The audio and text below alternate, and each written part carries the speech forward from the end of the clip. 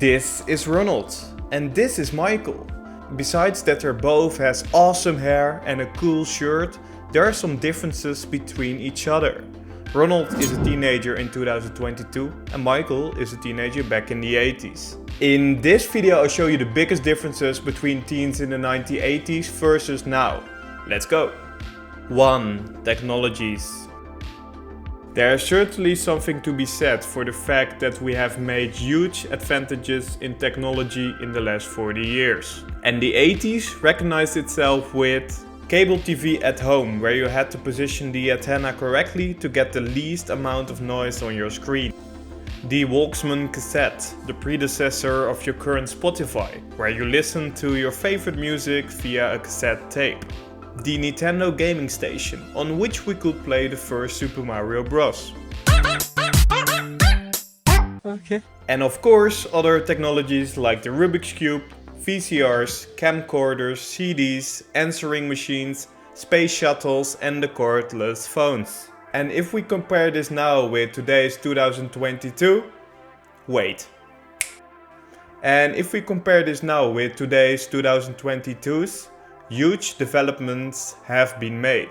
Think of self-driving electric cars like Tesla, brain-reading robots that think like we do as humans, social networking as TikTok, Instagram and YouTube, artificial intelligence where you can log in with your DNA fingerprint with 1 second on your computer, 3D printing bricks to build brand new houses, virtual home assistants like Alexa which assist you what you want to cook tonight. And of course virtual grocery shopping so you don't spend your time finding products in the supermarket. Where's the lamb sauce? If used properly, technology has many positive effects for humanity. The use of technology saved time, improved communication, enhanced learning and creativity, built online communities, and developed digital marketing and branding for companies.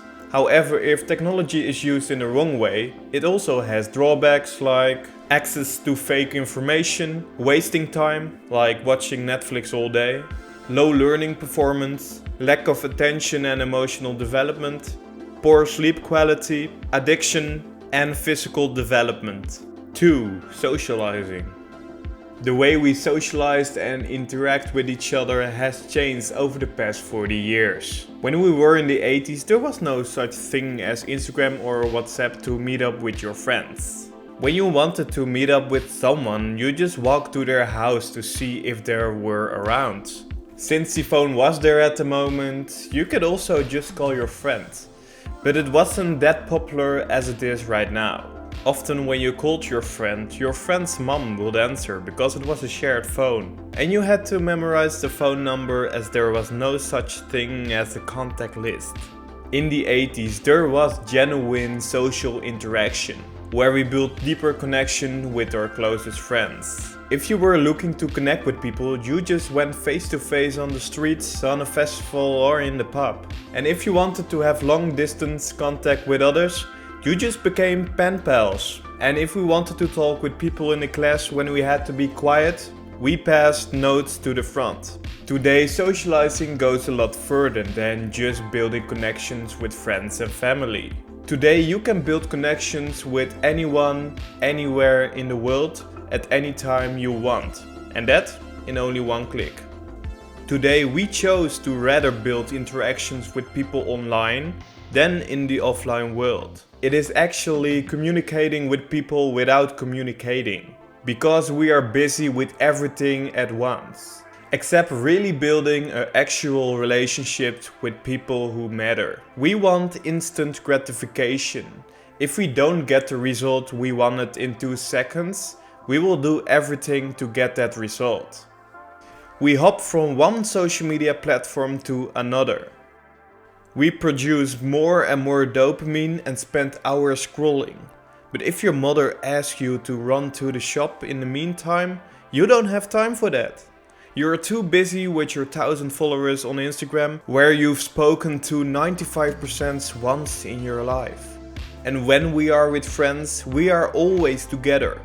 But sit in a circle talking to others on WhatsApp, but not to each other. We are always together, but hardly together. We don't dare to speak to a woman on the streets anymore, because it's a bit safer to do it through your phone, because then you don't have to be vulnerable. No wonder so many young people are feeling shit right now.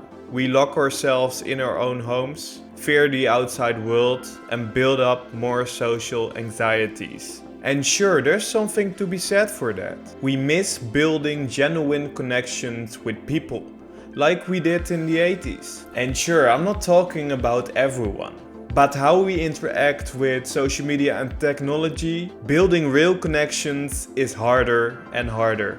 Luckily, there are channels like Yes Theory and Discover Connection that show it can be done differently.